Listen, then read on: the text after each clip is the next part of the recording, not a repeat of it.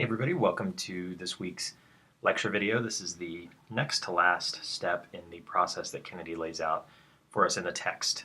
And so this week we're going to be talking about achievement. So in the past couple of weeks we have talked about action, right? We talked about what steps we need to take to increase diversity in our organizations and goals, setting goals around those.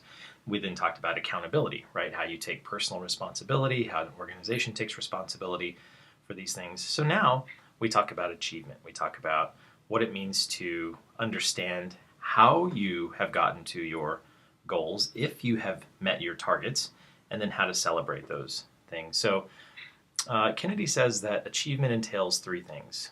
The first is meeting goals.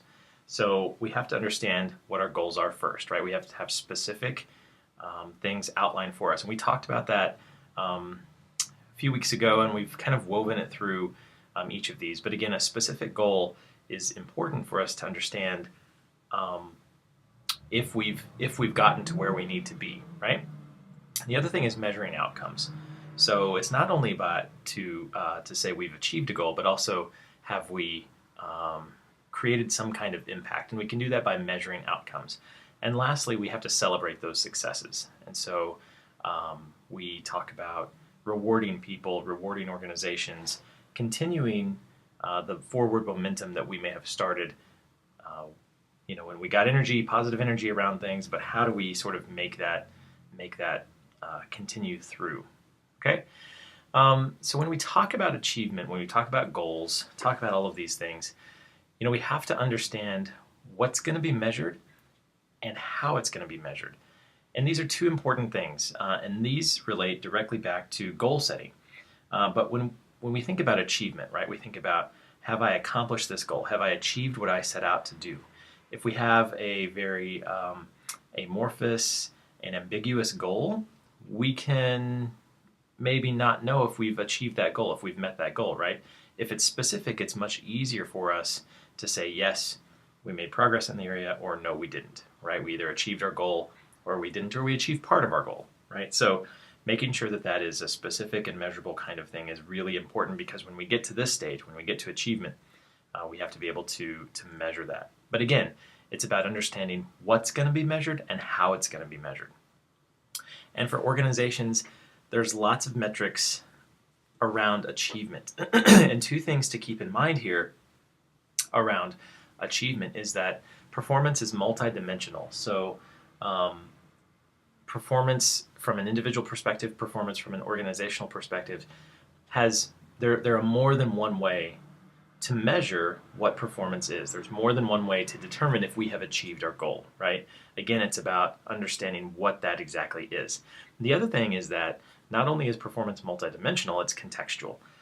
So think about the different roles that each of us have as employees, right?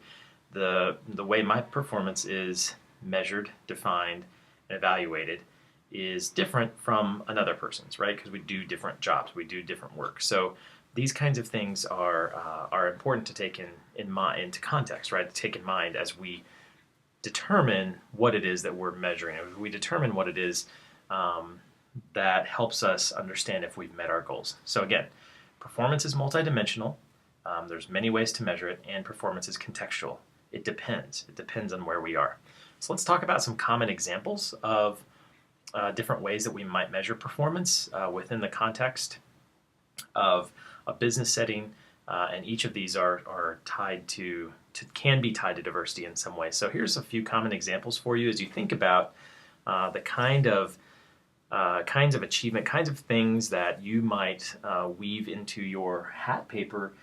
Here are just some examples. Some of these are tied to specific business processes. So for example, market share, shareholder value, cash flow, those kinds of things are tied to specific business processes.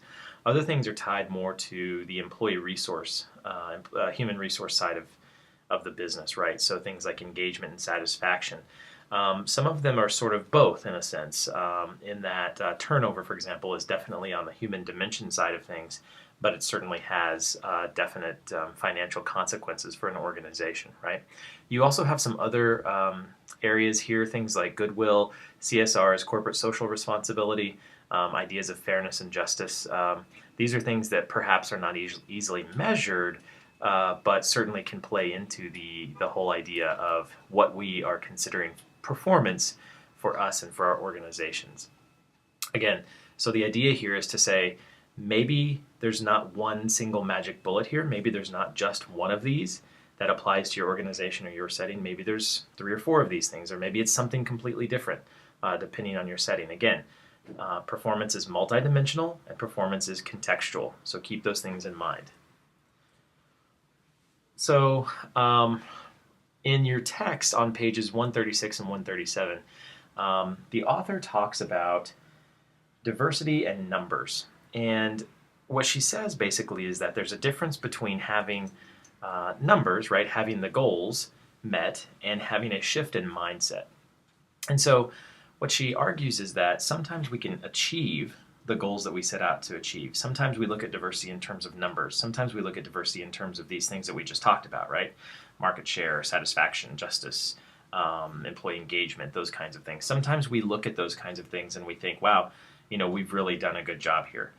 But she says, she contends that there's a difference between those numbers and a shift in the mindset that we have to have. So underlying some of these things could still be mindset that we haven't tackled yet.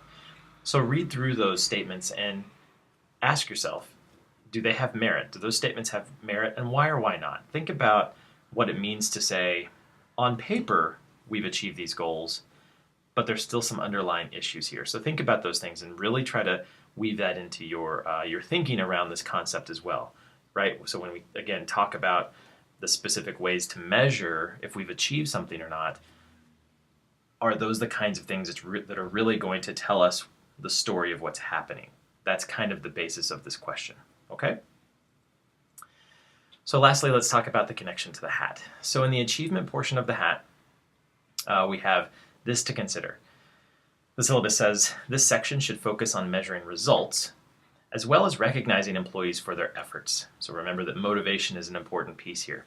Include the business measures that should be impacted by increased diversity efforts and how those measures will be collected and reported. For example, we talked about some of these: turnover, employee satisfaction, productivity, etc., right?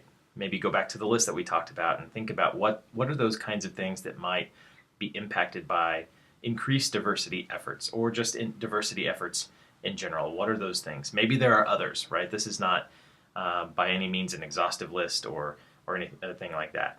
Think about what works for your organization. How will these figures help to tell the story of your proposed diversity goals? So why would it be that you choose these things to help you talk about diversity in your organization? Why are these tied to that specifically? And then lastly, additionally, include information about how to recognize good work and reward progress towards goals. How do we celebrate those successes? How do we make sure that we're keeping that forward momentum? All right, if you have any questions, please let me know, and good luck on this section of the hat.